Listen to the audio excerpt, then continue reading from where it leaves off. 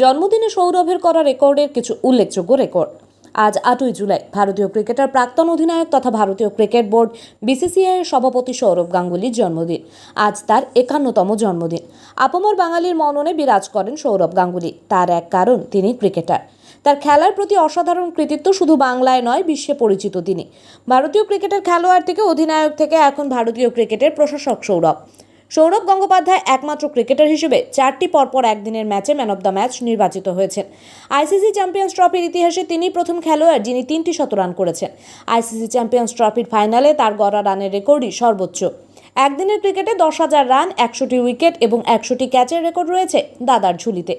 Cricket বিশ্বকাপের একটি ম্যাচে 183 রান, ভারতীয় ব্যাটারদের মধ্যে বিশ্বকাপের মঞ্চে একটি ম্যাচে ওটাই সর্বোচ্চ রানের রেকর্ড।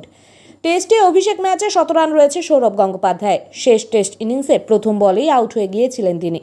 ওয়ানডের পাশাপাশি টেস্ট ক্রিকেটে তার দাপট সর্বজন বিদিত। অফের রাজা বলা হয় তাকে।